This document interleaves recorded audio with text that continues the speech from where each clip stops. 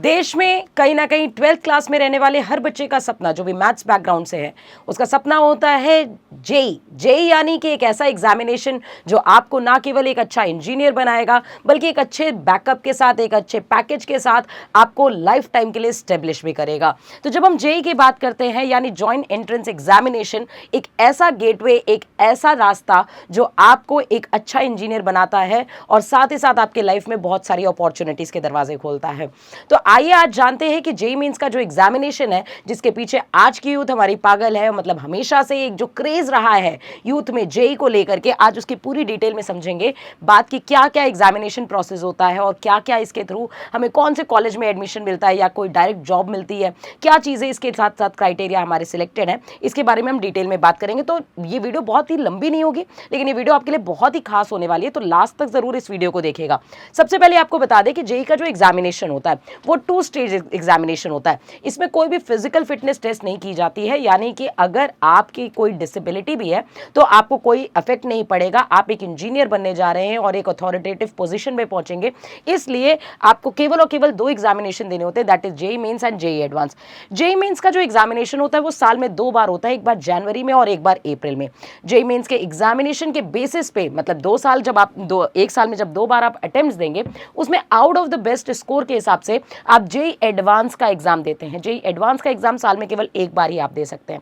इसी के साथ साथ मैं आपको बता दूं कि जो जेई मेंस का एग्जामिनेशन होता है उसमें केवल 3 सब्जेक्ट आते हैं, that is physics, chemistry and maths. PCM background के हर एक बच्चे का सपना कहीं ना कहीं जेई मेंस को क्लियर करने के बाद जेई एडवांस को फोड़ने का होता है। तो अब जेई मेंस के बारे में थोड़ी सी और डिटेल में बात करें तो जब आप बेसिकली जेई मेंस के थ्रू क्लियर करते हैं तो जेई मेंस के थ्रू आपको एंट्री मिलती है एनआईटीज में।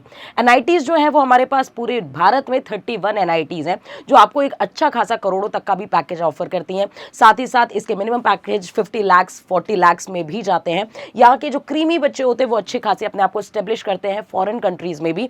तो 31 एनआईटीज हैं, यानी जेई मेंस के थ्रू आपको एनआईटीज में आराम से एडमिशन मिल जाता है जो जेई मेंस को क्लियर करता है। लेकिन वहीं अगर जो जेई मेंस को क्लियर करने के बाद एडवांस क्लियर करता है उसको एंट्री मिलती है आईआईटी में। आईआईटी के टोटल कॉलेजेस हमारे भारत में 23 कॉलेजेस हैं। तो जो जेई एडवांस को क्लियर करता है उसको 10 तक मिलती है आईआईटीज में। IIT BHU, IIT Delhi, basically आपके पास टोटल 23 आईआईटीज हैं। कमेंट सेक्शन में हमें जरूर बताइएगा कि आपका फेवरेट कौन सा आईआईटी और आप कौन से आईआईटी में जाना चाहते हैं। तो इन आईआईटीज के लिए आपको करना क्या होगा, बेसिकली आपको एक समराइज्ड फॉर्मेट में, बहुत ही स्मॉल फॉर्मेट में मैं समझाने की कोशिश करती हूँ। तो जेई मेंस के एग्जामिनेशन के बारे में अगर हम बात करें तो जेई मेंस के लिए आपको साल भर में जो मैक्सिमम अटेम्प्ट मिलते हैं वो होते हैं 2, और साथ ही साथ जेई एडवांस के लिए आपको 1 या 2 अटेम्प्ट्स मिलते हैं पूरे उसमें। अब बात करते हैं कि टोटल एलिजिबिलिटी आपकी कितनी होगी। तो आपको एक बात बता दें कि जेई मेंस में कोई भी एज लिमिट आपका क्राइटेरिया नहीं होता। जब आप क्लास 12th में होते हैं तो क्लास 12th में रहते हुए आप जनवरी और अप्रैल में अपने जेई मेंस के एग्जाम देते हैं। साथ ही साथ जब आप ड्रॉप लेते हैं तो नेक्स्ट ईयर में फिर आप जेई मेंस का एग्जाम दे सकते हैं और साथ ही साथ एडवांस का भी एग्जाम दे सकते हैं। लेकिन सेकंड ड्रॉपर्स जो होते हैं, यानी उसके बाद भी जो ड्रॉप लेता है, वो जेई मेंस का केवल एग्जाम दे सकता है, वो जेई एडवांस का एग्जाम नहीं दे सकता। यानी जेई एडवांस के लिए केवल और केवल आपका फर्स्ट ड्रॉपर होता है, सेकंड ड्रॉपर अलाउड नहीं होता है। तो बेसिकली यहां से आपको एक चीज, एक क्राइटेरिया यहां से क्लियर हो रहा है कि जेई मेंस के थ्रू आपको एनआईटी का गेटवे मिल रहा है और जेई एडवांस के थ्रू आपको आईआईटी का गेटवे मिल रहा है। कंपलसरी होता है जेई मेंस का एग्जाम। और आपको एक और बात मैं आपको साफ साफ बता दूं कि बेसिकली अगर आप यहां पे देखेंगे तो क्लास 12th के परसेंटेज बहुत ही वेरी करते हैं। क्लास 12th के लिए आपको 75 परसेंटाइल लाना बहुत ही जरूरी है, या फिर आप टॉप 20 परसेंटाइल में आ रहे हो तो 75 परसेंटेज आपके क्लास 12th में होने मस्ट है। और साथ ही साथ आपके जो बोर्ड्स हैं, यानी कि अगर आप SC ST कैटेगरी में आ रहे हैं तो 65 परसेंटेज के साथ भी आप दे सकते हैं जेई मेंस का एग्जाम। इसी के साथ साथ मैं आपको बता दूं जेई मेंस के आपके 3 कॉन्जिक्यूटिव ईयर्स में आपके अटेम्प्ट होते हैं, लेकिन जेई एडवांस के जो आपके अटेम्प्ट होते हैं, दैट इज आपके टोटल जो अटेम्प्ट है जेई एडवांस के, वो साल भर में यानी 1 बार है और 2 साल में 2 बार अटेम्प्ट्स आपके मैक्सिमम हो सकते हैं। उसी के साथ साथ जेई मेंस की आपकी कट ऑफ आती है हर साल। जेई मेंस की कट ऑफ क्लियर करने के बाद आप एडवांस में जाते हैं। जेई एडवांस के लिए 2 कॉन्जिक्यूटिव साल हैं, वहीं जेई मेंस के लिए 3 कॉन्जिक्यूटिव ईयर्स में आप एग्जाम दे सकते हैं, 12th में रहते हुए और 12th के बाद 2 साल। साथ ही साथ आपको बता दें कि इसकी जो कंडक्टिंग बॉडी है वो एनटीए होती है। डिफिकल्टी लेवल इसका ठीक ठाक होता है, इजी टू मॉडरेट लेवल होता है। वहीं जो एग्जाम होता है वो कंप्यूटर बेस्ड टेस्ट होता है, जो कि आपकी टाइम एक्यूरेसी को बहुत ही ज़्यादा मेंटेन करना होता है यहाँ पे, क्योंकि लिमिटेड समय में आपको क्वेश्चंस करने होते हैं। वहीं एडवांस के भी जो कंडक्टिंग बॉडी है वो कोई भी आईआईटी हो सकता है। हर साल इसका जो टेंडर होता है वो अलग अलग आईआईटीज में पास ऑन होता है। साथ ही साथ इसका जो लेवल होता है वो टफ होता है, आपका डिफिकल्टी लेवल काफ़ी अच्छा होता है इसमें। और साथ ही साथ ये भी कंप्यूटर बेस्ड एग्जाम होता है। थोड़ी सी और डिटेल्स देख लेते हैं कि जो पेपर 1 होता है बैचलर्स ऑफ इंजीनियरिंग या बीटेक वाले बच्चों का, तो आपको बता दें कि यहाँ पे फिजिक्स केमिस्ट्री मैथ्स 3 सब्जेक्ट्स होते हैं, जहाँ से हर सब्जेक्ट से 25 क्वेश्चन होते हैं और आपको टोटल 75 क्वेश्चंस टोटल सारे क्वेश्चन अटेम्प्ट करने होते हैं।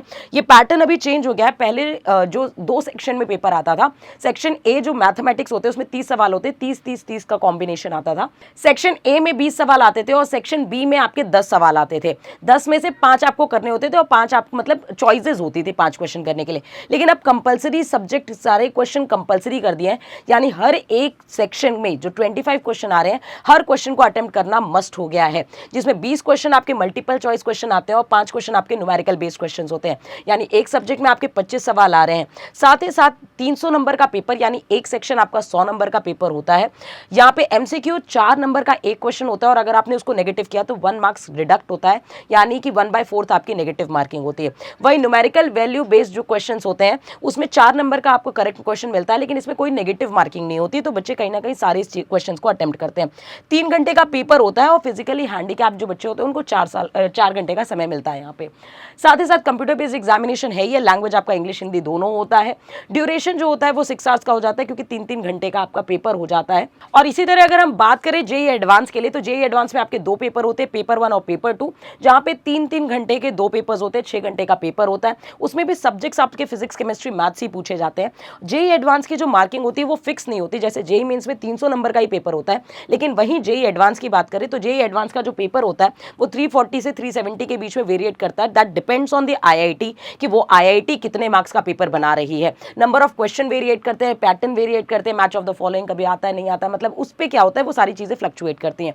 तो बेसिकली ये पूरा आपको पूरी डिटेलिंग थी कि जेईई मेंस से लेकर जेईई एडवांस तक what is JEE mains and what is JEE advance. Exam pattern और डिटेल में हम डिस्कस करेंगे, और साथ ही साथ अगर आप चाहते हैं कि आईआईटी जो कॉलेजेस हैं उनकी लिस्ट हम डिस्कस करें कि कौन कौन सी आईआईटी आपकी टॉप प्रायोरिटी में होनी चाहिए, और उसको अचीव करने के लिए आपको जेईई एडवांस में कितने मार्क्स गेन करने होंगे। जेईई मेंस के मार्क्स कहीं ना कहीं आपके बहुत ही अच्छे होने चाहिए, क्योंकि आपको बता दें कि जेईई एडवांस के लिए आपको कम से कम अपना टारगेट 92 परसेंटाइल के ऊपर ही रखना चाहिए। तो आई होप आपको सारी क्राइटेरिया क्लियर हो गई है। Wish you all the best for your preparation. Till then, जय हिंद, जय भारत।